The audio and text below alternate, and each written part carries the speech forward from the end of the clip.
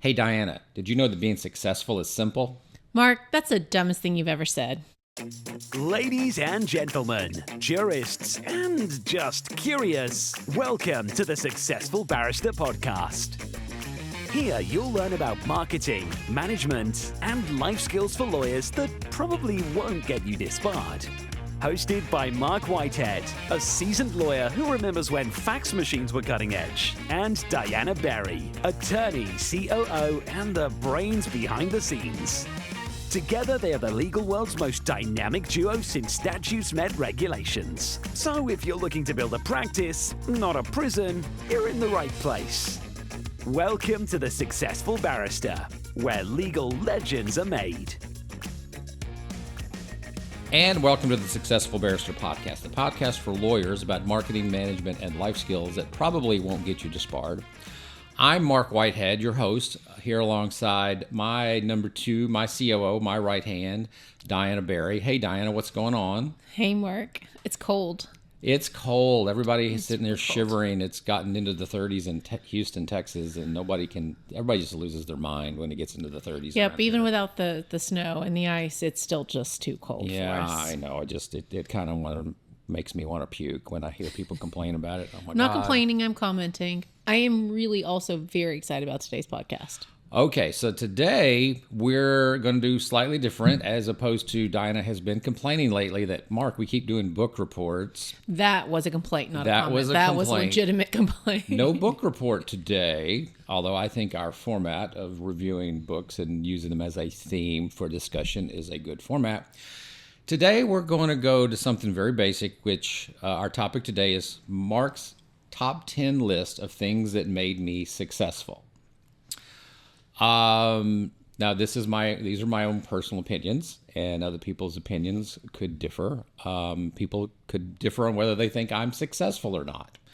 But I think from where I started as a solo with a part-time paralegal to, now running a law firm with A national law firm with about 75 people that were 75 people, Yep. Massive payroll. We have 11 locations. We have, 4,500 active files. I would consider that's fairly successful. Now, there's plenty of people that are bigger than that. But I define success a little bit differently. One of the ways I define success is I live an extremely nice life. I can go into any restaurant and drop down an Amex and pay for a lovely dinner and not think twice about it. That's actually my definition of success. Oh, food? Of being able to walk into any restaurant and order anything I want and not think twice about it. Oh. That's my definition of success. I perked up when you started talking about food. And I will say that 20 years ago, when I walked into a restaurant with 4 small kids, and a wife, and we dropped $200 on dinner, it made me cringe. So somewhere along the line, I managed to get past that. So that's somewhere along the line. That's where I define success at. I don't care what dinner costs anymore. So I've come up with a list of the top 10 things that I think made me successful, and. In no particular order? Well, they are sort of in an order, from sort of broadest to more specific, I think, is kind of how I tried to order them. Got it. Okay. But they're not necessarily connected. They could be random ideas. So, but anyway, we're going to try to hit all of them in one podcast, and we're going to see how this goes. And if this thing starts running really, really long, we may break this up into 2 podcasts. We're just going to find out. We're just going to go with it and figure this out. I love it. I love winging it, Mark. We're just going to wing it. All right. On your mark, set, go. What you got? What's your first one? All right. My first one is learn to think, and when you do, think big. What does that mean? So... we had a podcast on this the last week or two, about paid to think. What is it? What is the primary responsibility of the leader of a law firm, which is where I'm coming from as the leader of this law firm? What's my primary job? It's thinking. So, but what do I think about? And do I think small? Do I think medium? Do I think big? And I have learned over the years, just always think big. Always think outside of the box. Think beyond what we would call a stretch goal to like a super stretch goal, or what a super Pareto principle stretch goal. And then work your way backwards from there. And you don't always get there. I mean, I've had some pretty lofty goals in the past that we didn't achieve. But when you look at it, we still achieved a lot. So I think you have to start with that premise. And I will contrast this to how I thought 32 years ago, which was 32 years ago, I thought that being a practicing lawyer in Harris County, Texas, and admittedly it's a big county, so there's lots of opportunity in Harris County, Texas. But I thought, being a big fish in Harris County, Texas, was the end goal. And what I realized as I moved forward in my career, well, what about being a big fish in Texas? Well, what about being a big fish nationally? Okay, haven't gotten to globally yet, but at least I'm going, I've litigated cases in 44 states plus Puerto Rico now. I never would have dreamed of that 32 years ago. I never would have dreamed of litigating outside of Harris County, Texas. So from where I was back then, where I kept thinking very small, very locally, to now the way I think now, where I think nationally about everything. That's kind of what I mean by thinking big. The world is your oyster. But then you have to, what do you think about? You have to think about strategy. You have to think about what type of market you want to be in. You have to think about how you want to compete in whatever market you choose to be in. You have to think about, what type of practice I want to run. What is that culture that I want to develop within my firm, I have to learn. I have to constantly be learning, which will be a theme throughout my top 10 list here. Different ways of learning. I have to be aware of national trends. You've got to monitor your competition. You think about that a lot. I look at what my competitors do all the time. Like it's almost a weekly occurrence that we look and see what everybody else is doing. How can we do it differently? Maybe sometimes we just need to emulate what they're doing. Maybe we need to get away from what everybody else is doing and move to a blue ocean. Those are all things to think about. But I constantly am thinking. I start thinking about how can we be better at what we do? How can we be more efficient? How can we provide a better outcome for the client? How can we, improve our marketing, And then I start thinking about the future. What is the future going to look like? How could we affect the future? One of the things that we talked about, I think we started when you first came here. We talked about the fact that we are fee capped in Social Security, and how can we raise our average fee, when we're fee capped by the government. Well, how about we talk to the government and get them to raise the fee cap? Okay? And I'm not going to take credit for that at all, but I am a member of an organization that did promote that, and I worked through that organization to try to lobby, I think it's actually an administrative regulation. You don't even have to lobby Congress. You have to lobby an administration, the Social Security Administration. But thinking about the future of how we can improve things, what's the trend looking like in the future? Now the future is really interesting because we have a new administration. Apparently we're going to have a new Social Security commissioner. Now I don't know what's going to happen, but we're still thinking, what about the future? But I think the first thing is I'm very deliberate about my thinking. Yep, and I think that, talking to a lot of attorneys, it's almost like, well, I don't have time to think. I'm just so caught up in the whirlwind. We've talked about the whirlwind a lot. It's a concept by, is it the Side Edge? I forget who popularized that. Well, that's 4 disciplines of execution. Now we're going back to book reporting here. Sorry, but not my word. I'm not trying to take credit for it. But, there's just so much, when you were talking about probably that same time when you had the 4 young kids. So you're really you're trying to start your own practice. You're trying to hire, but you're also don't know how much you have to pay for payroll. There's so many things. It's like, no, I can't do one more thing. But I really think if we change the mindset to you can't afford to not think is really the way that we should think about it is, And that's what I think that we really see a lot of in our business, or at least what we see with some of our other attorneys. And I think a lot of people do think, and they think a lot. What I think the limitation is they don't think big. Which is I think my second point when I was listening is that it is really like an exercise in that it's not going to come naturally the first time. So you're going to hit the same way you would the first time you go to the gym. It's like, well, this is hard. Am I even doing this, deadlift right? Am I going to hurt myself? And all these, questions and insecurities. And then you leave and you're like, well, I don't really feel any different. I don't know if that really made a difference. And then so you just have to keep going and at it before you're like, okay, now thinking big and dreaming big is now not second nature, but it comes a little bit more easily. Yeah. And there's two ways of going about doing this. One of this is just setting aside time to think. The other way is doing a more structured thinking exercise. For example, I've talked about this before on the podcast, the Double Your Revenue program through Atticus. You've done that with me once. Mm-hmm. I've actually taught the class as well. It's actually a workshop, and literally what it is a one-day thinking workshop. And so people are like, why have you done it 3 times? Because every time it's different. Mm-hmm. Because every time my circumstances are different and the things that are on my mind are different. And every time I've come out of the Double Your Revenue workshop, the thinking that I did came up with something different, new, and unique. Because the circumstance, I did it, every time I've done it, it's probably been about 3, 4, 5 years apart.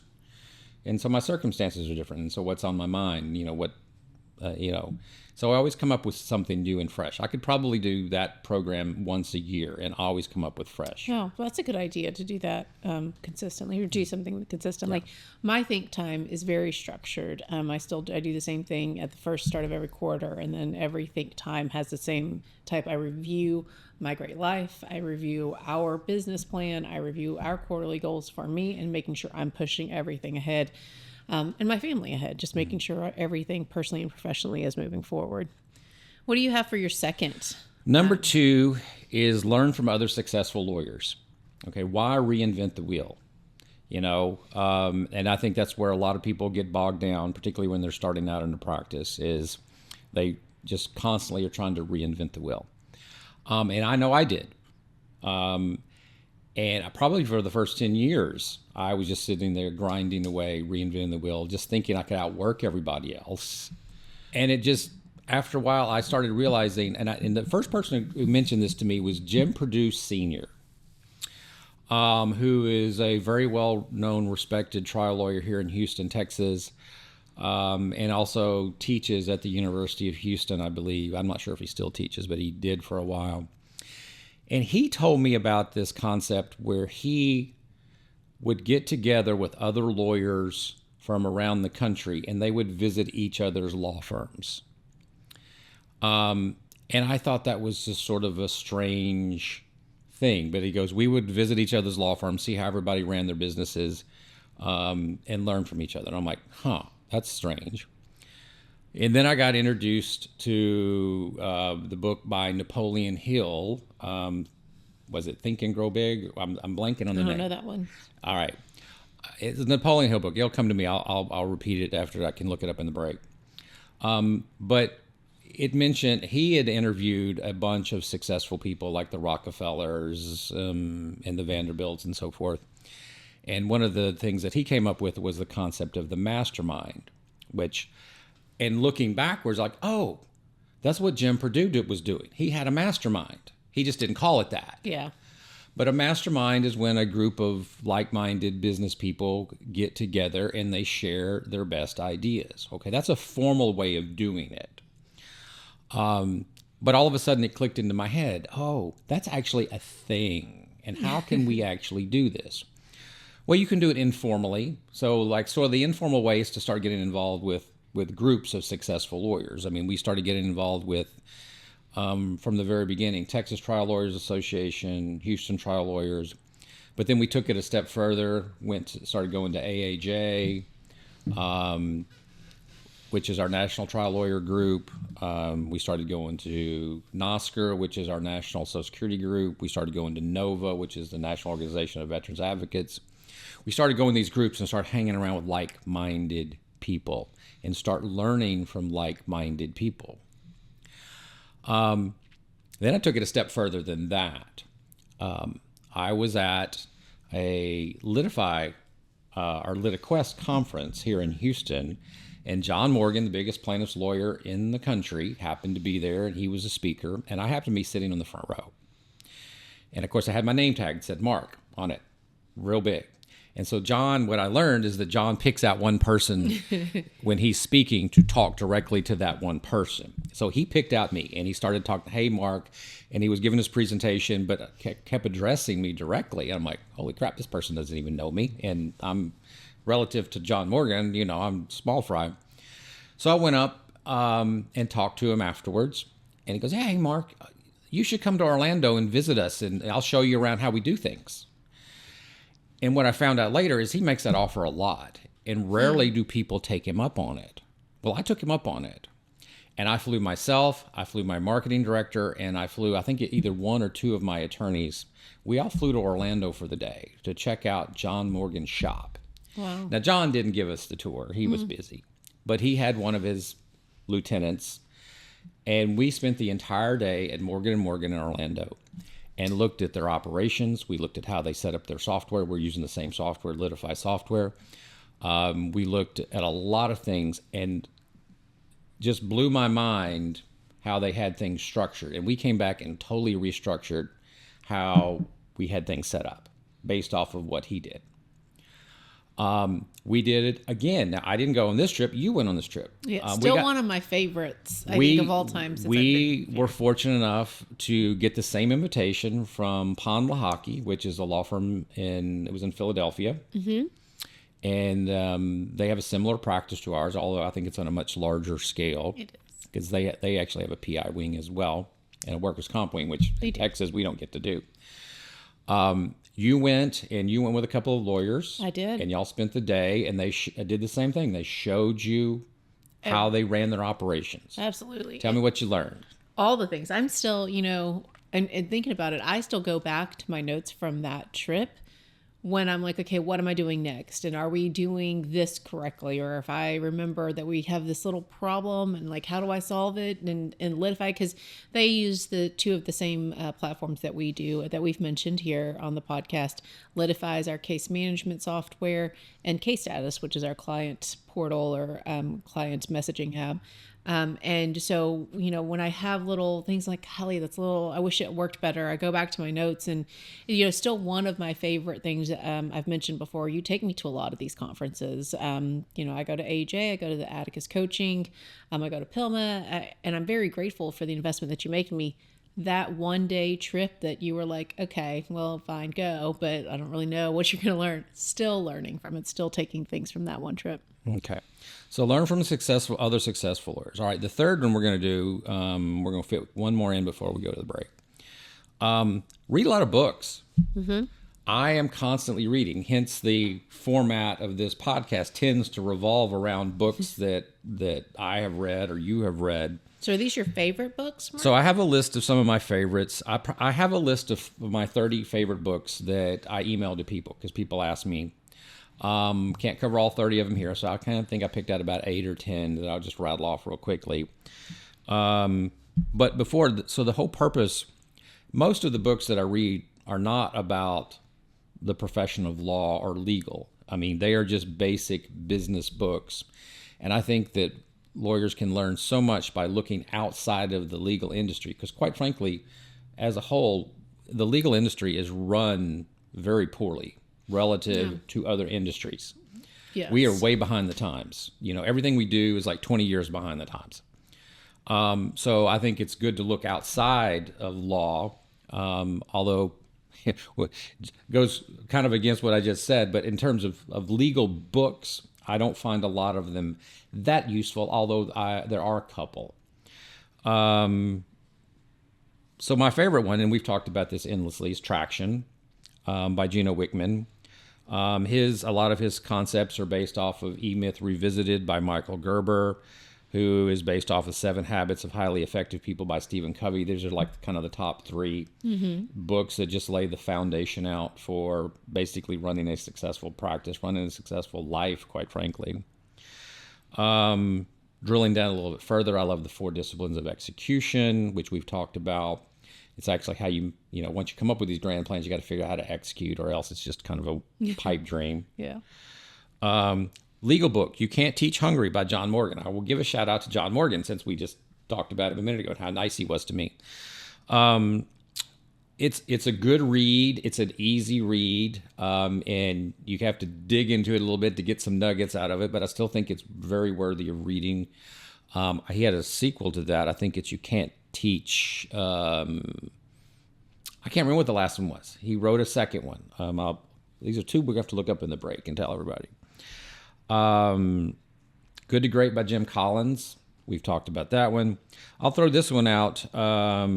Cash Flow and Profitability by Sean McNallis at Atticus. Okay, so I'm sure Mark Powers. It says Mark Powers and Sean McNallis. I bet you Sean wrote 90% of it. We'll throw Mark in there a little bit, but even Mark will tell you that Sean wrote most of that. Okay, all right, good then. That's a real just good practical book from a lawyer book about how to protect your cash flow. I love that one. And then right now we're rereading Fireproof by Mike Morse, which I think is basically the lawyer's version of Traction. Mm-hmm. I thought that was a good book. As I read through it, I'm like, this sounds just like Traction. And then at the end, they're like, oh, Gino Wickman was his coach. No wonder it sounds just like Traction. Yeah, we've actually talked about nearly all of these books. Maybe not You Can't Teach Hungry, but we've talked about all these books during the podcast. Yes. So read a lot. Now, here's my tip. I read most of my books. Actually, I listen to most of my books on Audible because I have a long commute. And I spend a lot of time in the car, so I might as well use my time productively. So I listen to a lot of books. The problem is you can miss things. Mm-hmm. So then what I do is I go and order the summary of the book. There's several places you can go. I like to go to summaries.com, summariesies.com. You can buy summaries there for like $2, $3, $5. I can't remember what it is. And then I reread the summaries. No. And for the visual to just kind of let it sink in. And usually for the books I really like, I reread the summaries at least once a year. There are other companies out there that do the same thing. There's summary.com with a Y, is also very good. I just don't like the pricing model as well. There's Blinklist. There's several others out there. I can't remember all the names of them, but I am a big believer in going back and getting the summary to reinforce. It's kind of like in law school. You read the case, you did your outline, and then for the exam, you're studying your case briefs, your outlines, which you're supposed to do anyway. What I really did is I bought the commercial outlines and studied the commercial outlines. Oh. Hey, I was a B student in law school, and that was good enough. It got me out. Got you the law degree. Got me the law degree, got me out. You also listen to a bunch of podcasts. I listen to a bunch of podcasts, so we'll throw that in there. Listen to a bunch of books and podcasts. Atticus has a great podcast. I think we have a great podcast. I listen to our podcast, believe it or not. People call me a narcissist. It's more quality control than everything else. I agree with that. Yeah. Tom Tona, you listen to Tom Tona has a great podcast. Sapilma, Grow Your Law Firm? Grow Your Law Firm with Ken Hardison. It's a great podcast. Michael Mogul. Those are all legal, at Crisp has a podcast. Yes, these are all legal podcasts. And so those tend to be very helpful. I can do those easier because my commute, I don't know, just doesn't tend to be as long as yours. And so like the 30-minute podcast. But it does help you continue to think, right? And for me, I'm more of a visual learner. So the book, I like actually touching the book. But the audio, the 30-minute, podcast or 45-minute podcast is great because, you can forward, back, go. Yeah, absolutely. It's really easy. All right. With that, we're going to take our first break. This will be the longest opening segment we've ever done. But we're going to try to get through all 10. So we're going to take a break and we'll be right back. This podcast is sponsored by Mark Whitehead & Associates, a national disability benefits law firm. Mark Whitehead runs a firm of over 60 dedicated people whose mission is to make a difference in the lives of our injured and disabled clients. Mark represents disabled claimants in Social Security disability, private disability insurance, and veterans disability claims in all 50 states. Marc Whitehead is double board certified in both Social Security disability law and personal injury trial law. Marc has litigated disability cases in over 40 states and counting and can help your clients too. Stop throwing your phone calls away. Call Marc Whitehead at 701-VIP-LEAD. That's 701-VIP-LEAD. Or visit our website at disabilitydenials.com. Referral fees are paid in all jurisdictions where it is permitted. Refer us your disability cases today and know that your clients will be in good hands. Number 4. Number 4 on the top 10 list, reverse engineer your future. You know, how do you know which road to take if you don't know where you're going? I know there's many sayings about that, but where do you want to be? And when do you want to be there? Where do you want to be in 10 years? Where do you want to be in 5 years? Where do you want to be in 3 years? What's your plan for this year?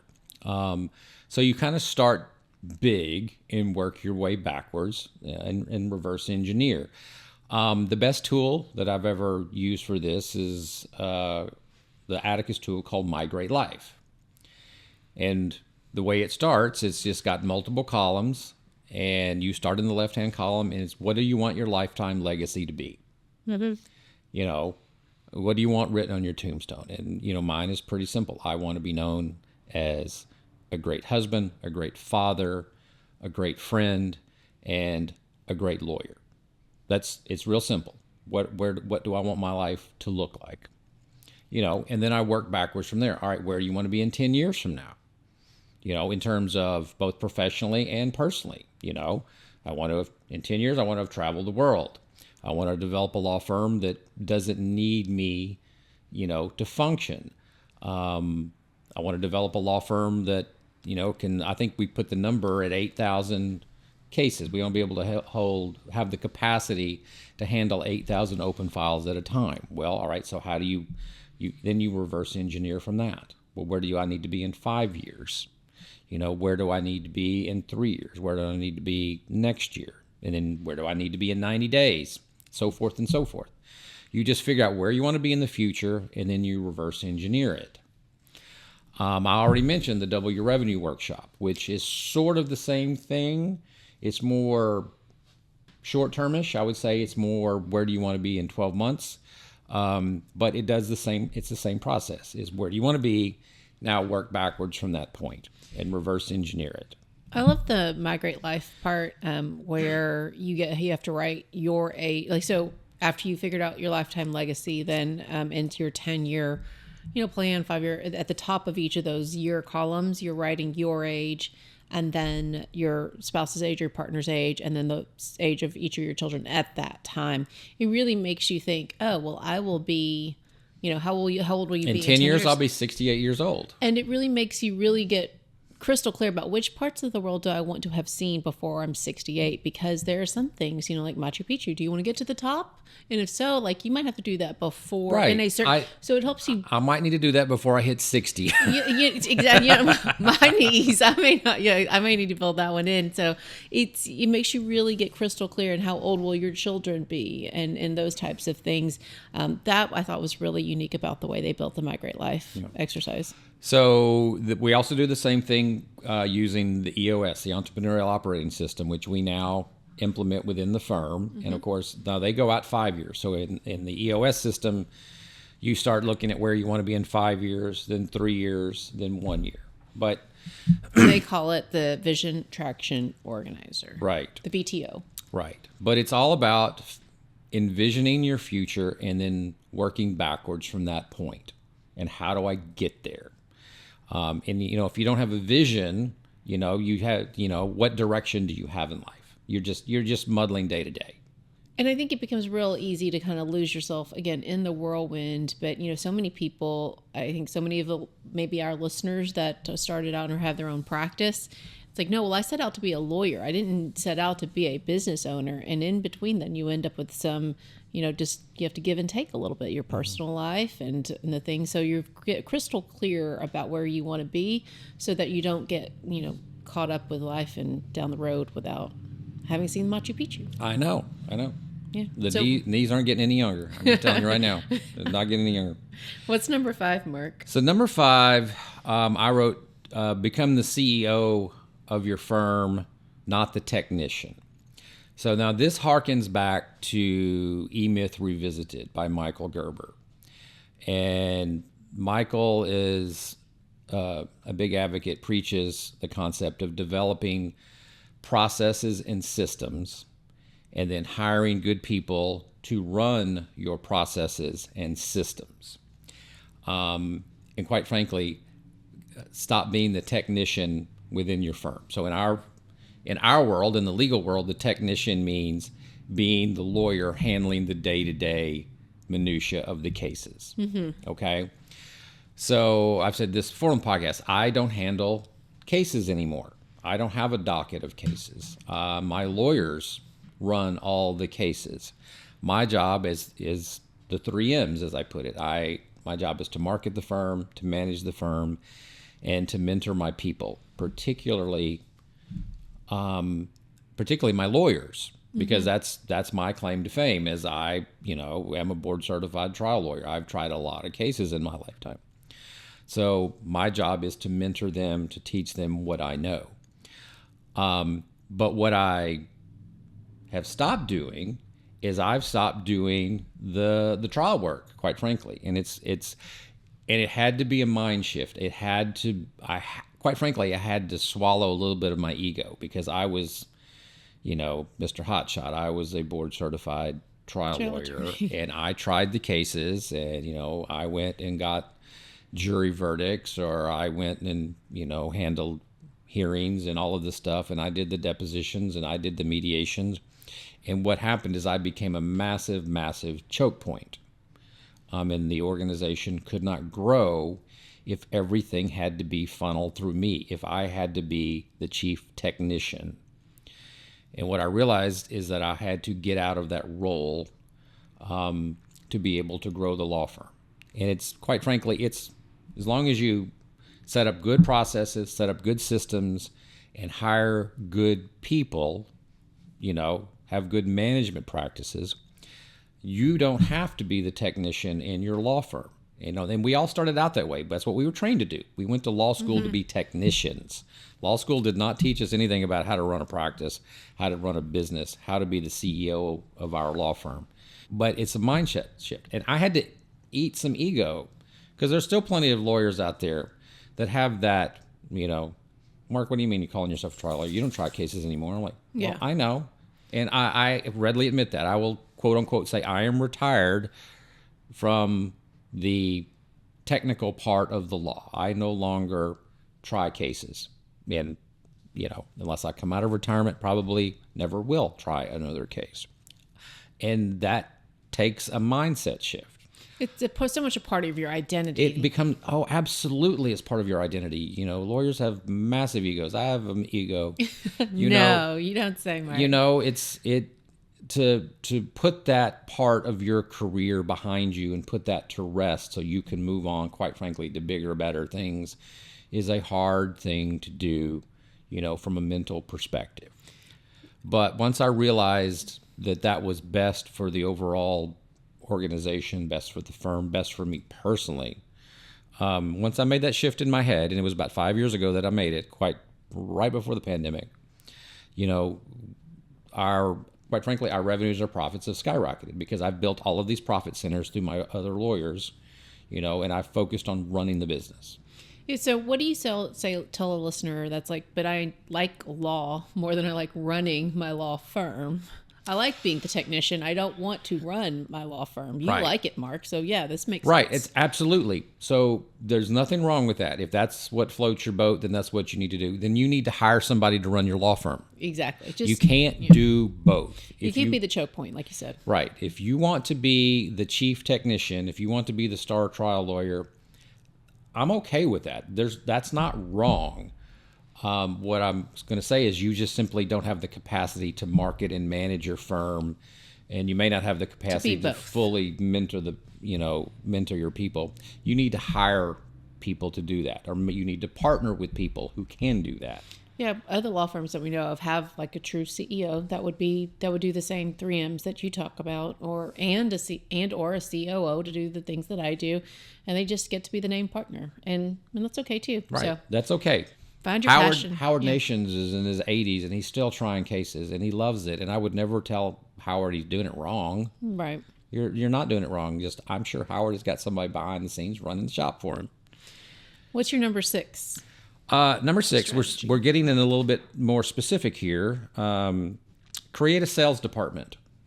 Okay, sales is a dirty word in legal, but it's what every industry does. I don't care if you're selling coat hangers, or you're selling cups of coffee, or you're selling Apple computers, or whatever. Everybody has a sales department.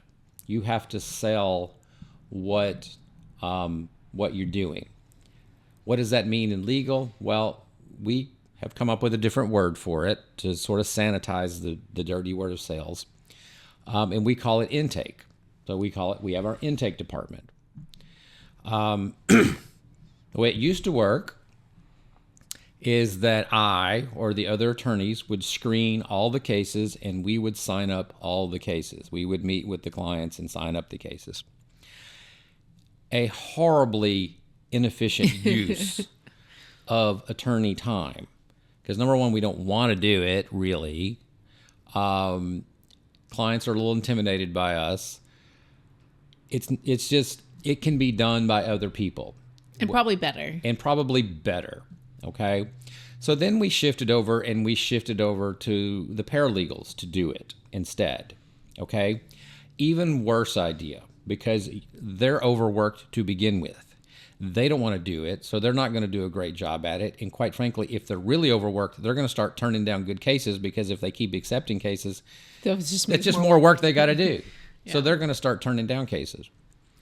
So finally, I was talked into, at the time, a young woman by the name of Sarah was my marketing director.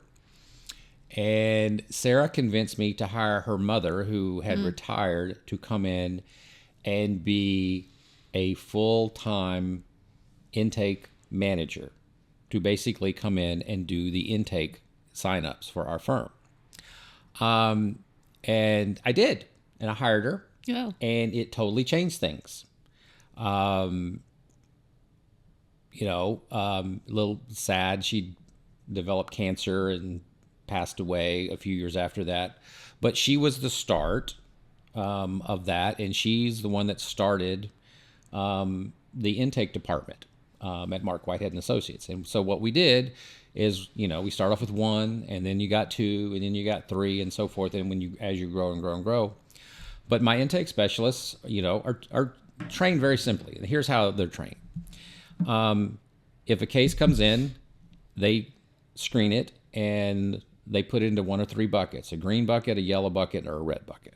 A green bucket, they sign it up, and they have protocols and systems and processes that we put in place to teach them how to make this happen, and they're very successful at it. So if it's a green bucket case, sign it up, no questions asked. If it's a yellow bucket, we have an escalation procedure where it's, if they're not quite sure, it's elevated up to a manager, and from there it could even be elevated up to an attorney to make a decision. Should this case be a case that we sign up or not? If it's a red bucket case, they turn it down. There is a process there where they're sort of supervised on that, but generally speaking, they know what case is not worth taking. Okay, and then we have a whole process set up for, how to politely decline those cases. And our system now is we have an intake manager, and I think, what do we have? 10 intake specialists, including reception. Yes, sir. Including reception, which we include in there. We have 10 of them, and that's all they do. They do nothing else. When we first started this, I had paralegals. Hey, could we pawn some work off to your intake specialist when they're not on the phone? I'm like, no. If you do that, I will wring your neck. You do not touch my sales team. My sales team is there to sell. Probably do a whole podcast on our sales process and how that works. Yeah. Oh, good one. Write that down. And it's kind of funny. We use, I stole it from Wolf of Wall Street. You know, if you remember the movie Wolf of Wall Street with Leonardo DiCaprio, it's like, sell me this pencil. And it has this whole thing.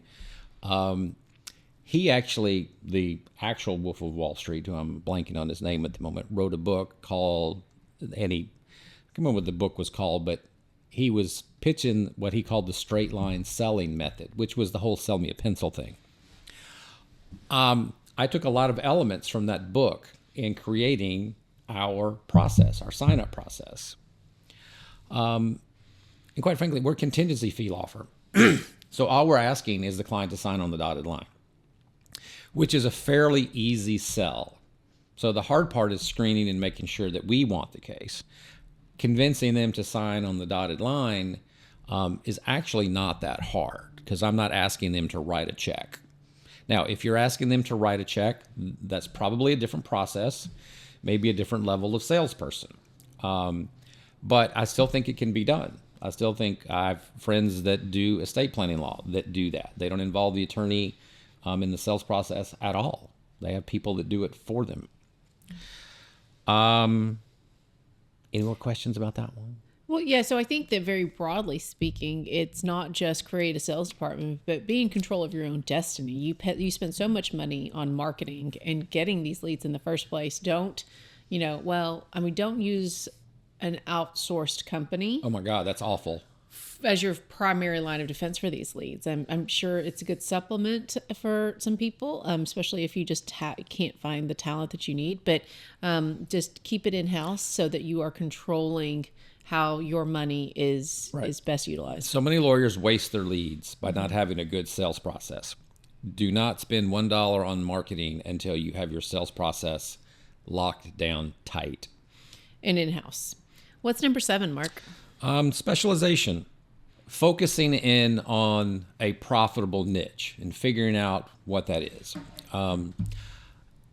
If you're a generalist, if I was looking at somebody the other day, their website said they did personal injury and family law and estate planning and criminal work. Okay. That might work in a small town, in a small community. Yeah. But it is extremely difficult to market yourself in those very 4 different just practice areas. when you're a jack of all trades, you're a master of none. You're basically the lowest common denominator. You're fighting for the lowest level cases. The big cases in any one particular niche are not going to come to you if you market yourself as a generalist. You need to specialize in something. And I know there are rules out there, but the state bar that says you can't call yourself a specialist unless you're board certified, of which I'm double board certified, so I'm a double specialist. But what I mean is finding the niche that you can really become the expert in and exploit. So, in a former lifetime, I was more of that specialist, and then I grew into more of a... Well, you started out as kind of a generalist. I meant to say I started out as a generalist. So for every season, 2, right? Yes. Yeah, and then you have to eventually And I get it. grow. When you first open a practice, you practice threshold law. You basically take anything that walks over your threshold, because if it can make money, you'll take it. But then it's a good way to figure out what you do like. it actually is. It actually is.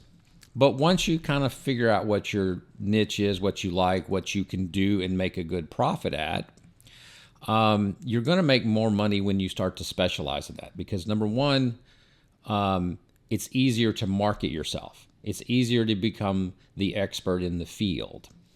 And then once you become that expert in the field, you can charge higher prices, or you can get better cases, in the contingency fee world. One way to become an expert is to write a book on the subject. So I've written 3 books. I've actually written multiple books, but 3 main books that we market. I've written a book on Social Security disability law. I've written a book on disability insurance law, and I've written a book on veterans disability law. So all disability related. And we print those books up by the thousands, and we give them out like business cards, and I'm known as the guy. I'm the disability guy, particularly here in Houston.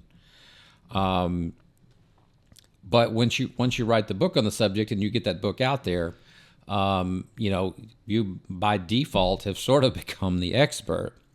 Side promotional note, coming out with my 4th book on elder law, coming out here in the next month or so. But you can do that. Just especially nowadays with all the technology out there in AI, it's a lot easier to write a book. Now, let me just say, saying I'm a personal injury lawyer, that's really not a specialty. Okay, that's really not niching yourself down, because there's literally hundreds, if not thousands, of them out there, and they're all advertising. You need to really niche a little further. Well, how'd you find this niche? Sort of by accident. I've told this story before. I mean, I was approached by a lawyer who had lost his bar license, and said, send me your Social Security cases and I'll split the fee with you, because you do not have to be a licensed attorney to represent people on Social Security claims, which is still the case, although now you have to take a test. That's kind of where I became aware of it, and then he got his license back and wanted to change the 50-50 deal. And I'm like, well, I like the 50-50 deal. I didn't like that one. So we started doing it ourselves. And then I learned how to market for it. And I learned there was a market. And it just grew and grew and grew. And it led to disability insurance, which led to veterans disability. And I realized number 1, I could make a profit at it. Number 2, I liked the lifestyle. Number 3, I enjoyed the work. And so I think, when I was looking at, we were talking about this podcast, you're like, specialization. I'm like, that's great, Mark, but how? I mean, how did you get there? And I think it's, an easy one to go back to, your second point, which was to learn from other successful lawyers. When we go to like conferences like AAJ, it's first of all, just an enormous conference, but you get to meet a lot of attorneys that have so many different niches that it's good to go to those, right, not only for the networking, but also to just be like, okay, well, what could my niche be? Right. So like I have a friend who specializes in brain injury cases. So it doesn't have to be an area of law. It could be a certain population. Certain condition. So a certain condition, he specializes in brain injury cases. I've heard people specializing in gunshot victims. I don't really know how that works, but it's there. You could specialize in a certain demographic. I have a friend who is Korean speaking, and there's a large Korean population. So that's his niche, is representing, Korean speaking people. Certainly there's plenty of lawyers out there that niche into the Hispanic market. So it doesn't have to be an area of law. It could be a certain demographic. It could be a certain twist on a case, brain injury, it could be like spinal injury, it could be certain mass torts. There's lots of ways to niche. Elder law is a niche. And even the one, where we're starting with Medicaid. Right, specifically. Really that's like a niche within a niche. Exactly. Emergency Medicaid planning is a niche within a niche. So figure out your niche, get known for that, figure out how to market for that niche, become the expert in the niche, write the book on the topic. It's easy to self-publish these days, so you don't have to go find a publisher. You can self-publish, but write the book on the topic and use that as a marketing device. So I think but once you find your niche, life becomes so much easier. It becomes so much easier to run a practice. Because you can set up really great systems. All right, with that, I'm getting the high sign that we need to take our last break. So with that, we'll come back with our final 3. I'm Mark Whitehead, a lawyer, entrepreneur, and business coach. Thanks so much for tuning into the Successful Barrister podcast. We have a blast creating it, and I hope you find it helpful. If our chats have sparked your interest, I'd love to hear from you. Shoot me an email at mark@markwhitehead.com. That's Mark spelled with a C. Enjoying the Successful Barrister newsletter. Even better, let's hop on a call. I'd love to chat about how we can collaborate, share ideas, or just catch up. All right, so we've made it through the top 7 of Mark's top 10 list. So we got 3 more to go. So we're going to knock these out. What is number 8, Mark? Number 8 is finance your case costs. Now, this is peculiar to a personal injury or a contingency fee firm. So this may not apply, say, if you're doing elder law, estate planning, family law, things like that. It's really more about controlling your cash flow, but this is specific to a contingency fee practice. And we get kind of heated discussions when we talk about this with our other personal injury friends. Right. A lot of people So it's disagree on this point, but so I used to sink about $25,000 to $35,000 a month into case costs. So if you add that up over time, over a year, you're now talking about $200,000, $300,000, $400,000 in working capital that is sunk into your cases. That's money that is taken out of your pocket that you cannot use for other things like building your infrastructure, hiring the best people, marketing. It really is a cash flow crunch, a cash flow issue. And it's got the double whammy of that those expenses are not deductible when they are incurred. The IRS treats a case expense advance as a loan to a client. Therefore, what it creates is phantom income. You have to pay the taxes on that money even though you don't have the use of that money.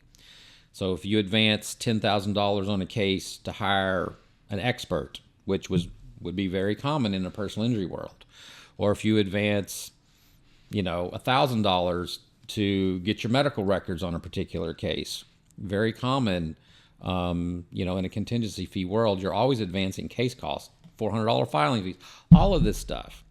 It is not deductible on your taxes. Now, although I know a couple of lawyers who try to do it, and good luck when the IRS gets a hold of you, but you can't, if you have a CPA, they're not going to allow you to do that because it's clearly not allowed. And I used to do it. I know a lot of lawyers who do it. They pay their expenses out of their operating accounts. The way we now do it, and have done it for probably about 8 years, is that we finance our case costs. So we create a separate bank account called a client expense account, and we drop money from our line of credit that we've negotiated with the bank, and we drop however much money is needed, and we pay expenses, client case expenses, out of that account. We do not pay them out of our operating account. And it goes on our books is exactly what it is, which is a liability. We get to deduct the interest. We could pass the interest cost along to clients in our state. But we don't. We do not, but it is legal in Texas to do so if you do it under rules and you have to give them notice and all this other stuff. We don't do it. We write that off as a cost, but we can write it off as we go.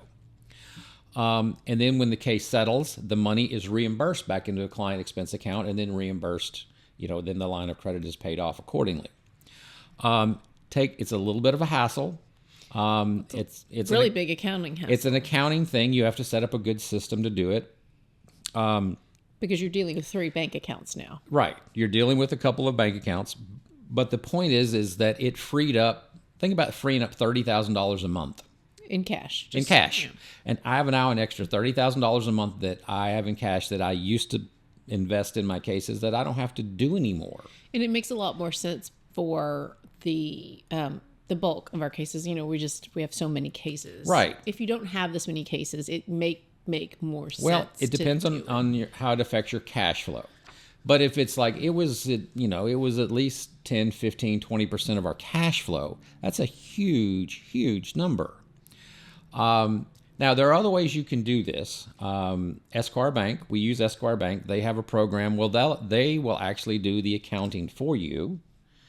And you can basically, anytime you need to advance money on a client case, it comes out of Esquire. Esquire does the ledger for you. They do all of this. They do charge for that service. And I don't know what they charge. We chose not to do it. We chose to do it internally. We felt we had a good enough accounting system and process that it would make sense for us not to do it, to do it in-house. But that totally changed how we did business, and it totally freed up so much cash flow. I used to worry about, I need to write a $10,000 check on this case, but I also need to pay my rent. I need to make payroll. And it started to affect my legal decisions on how I ran a case, or it could. Yep, yeah. When you finance the case costs, you don't think twice about it. Well, it's $10,000. All right, let's do it. If it makes the case go, then let's do it, because it's not coming out of my money. It's coming out of this line of credit. Now, you do need to have a sufficient line of credit, and there's a whole thing. It is still your quote unquote money, but it does become much more, it does create more cash flow, real cash flow. So in the end, when the case is resolved, good or bad, the CEA account is reimbursed for whatever it is. If the case settles and you get the money, it gets reimbursed to the trust account. If the case gets dropped for any reason or gets closed without a fee, without a reimbursement, then you simply write a check from your operating account into the CEA account to reimburse it. And it's at that point you can take it as a deduction because it is now a loss. So sad day when that happens, but it happens. So, but that totally changed our cash flow. So I would say the bigger picture, if you don't do a contingency fee type practice, is think about your cash flow, because this really is a cash flow issue. And cash is king. So you have to have cash to stay in business. Very good point. Speaking of, that leads into number 9. Number 9, create profit centers. What do you mean by that? Okay. First thing I mean about it is in our case, that means taking me out of the equation. I am no longer a revenue producer. Okay. I am a manager of the firm. I am the leader of the firm, but I do not produce any direct revenue. I create profit centers. My Social Security section is a profit center. It costs me a certain amount in terms of labor to run that section. They make a certain amount in terms of revenue. That revenue, if you're doing it right, should be, in my opinion, at least 3 times what your labor cost is. So if my labor cost for the Social Security section is $1 million, they need to be bringing in $3 million in at least in revenue, which they do. So you're talking about like product lines, yes, essentially. Product lines, service lines. But you think of your employees as investments, as profit centers. Too many people think of their employees as costs.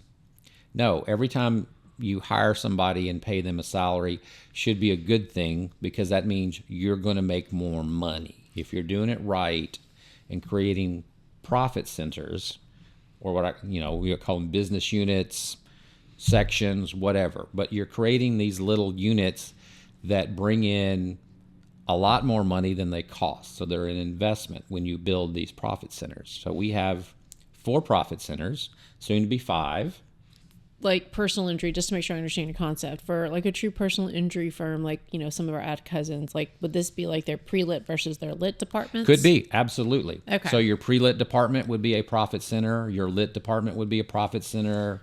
And within those, you also could track your, what I would call a tort type. So is it a slip and fall, or is it a car wreck? Is it a 18-wheeler? So then you could really get granular. That's what you're talking about. Right. Okay. So, but each one of those, you have to be able to tie your costs to.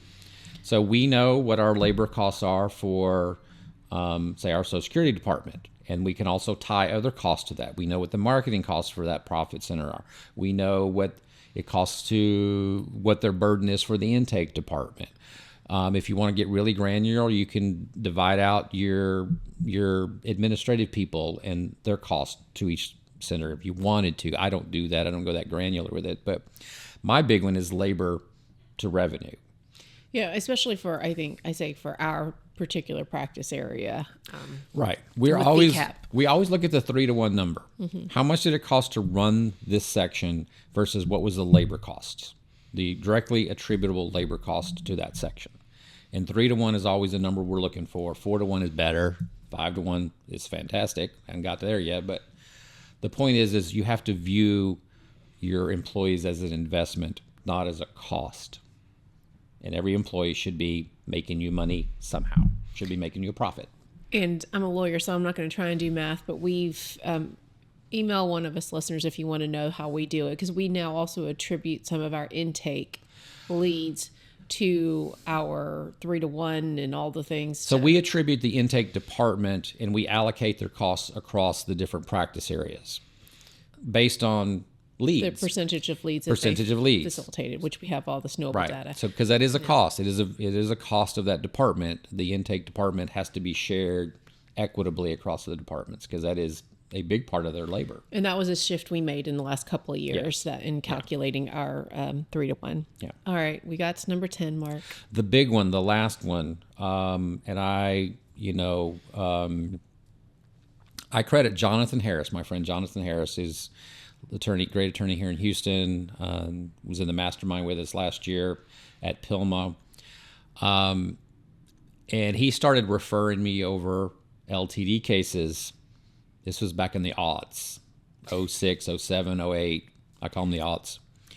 Can't remember exactly when it was. But they were a lot of more out-of-state cases. Like, Jonathan, these are out-of-state cases. He goes, Mark, you're thinking too small. The world is your oyster. You can handle out-of-state cases. And he goes, this is how we do it. You know, he had a big maritime. I think it was maritime. He still does. Yeah. And like he was used to handling cases all over the country. And he goes, it's easy. You just, you get local counsel, you pro hoc in. These are all federal law cases anyway. Everything's in federal court. And he convinced me that I could do this on a national basis. So give him all credit. I'm not giving him a referral fee, but I'm giving him all credit. We still have a great relationship with Jonathan. We still write him referral checks every month over that deal. But to think, again, goes back to my very first premise, which is to think big. Okay? I started off thinking Harris County was my oyster. And then, okay, I can go to the surrounding counties around Harris County, Texas. Well, maybe I can handle a case up in Dallas. Mm-hmm. First $1 million case I ever had was out of Dallas, strangely enough. Okay, well, there's other big cities. Maybe we can go to San Antonio. And I started stretching my wings out to all of Texas. And then Jonathan came along and explained to me how I could do this on a national basis. And we just spread out from there. We've now, like I said, we've now litigated in 44 states plus Puerto Rico. Still trying to figure out the 6 states we haven't been to yet. But we're going to. I think we need to update our numbers. We're gonna get there. We're gonna get there. But the world is your oyster. The internet doesn't stop at the state line. You can market easily all across the country if you think about it. We've run national cable, which is remarkably is not that expensive. Not that effective, but it's not that expensive. Oh. When we run mass tort campaigns that all across the country, mass torts, there's nothing that prevents you from operating in all 50 states doing mass tort work. But for those of our listeners that are maybe either estate planners, so we found some of our Atticus cousins have found that they've applied basically this principle though by just opening another office. Sure. In a whole nother, perhaps maybe wealthier city so that they've got their immediate access to new clientele that do prefer that in-person touch. And you don't have to get a new bar license or get an attorney with a bar license. So what, the way I wrote it down, I said, create a national or at least a statewide practice. Yeah, some of our listeners might have. And I get it. There are some practice areas that don't really lend themselves to a national practice, but at least a statewide practice. I mean, today with Zoom, when do we ever meet a client in person anymore? Very, very rarely. We sign up most of our cases via some form of, telephone /Zoom / God knows what. It depends on your practice area. There's still a lot of high touch. I think estate planning might be one of those. That I know lots of estate planning lawyers who communicate with their clients via Zoom. Absolutely. No, I know it's happening. So, you have to think bigger, So we end where we started. Think big. Think nationally, at least think statewide. There's a huge market out there. There's a huge need for our services. They just don't always happen to be right next door to you. Gotta go find them. You gotta go find them. This was a great podcast, Mark. Thank you for sharing.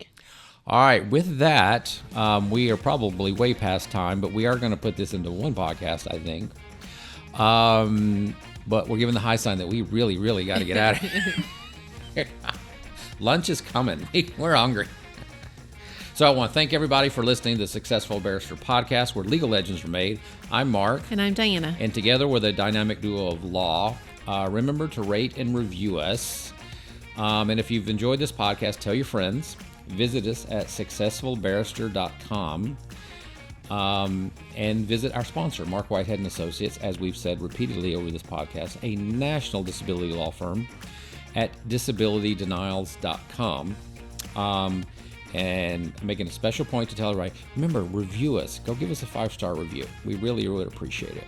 And with that, we're out of here. Bye.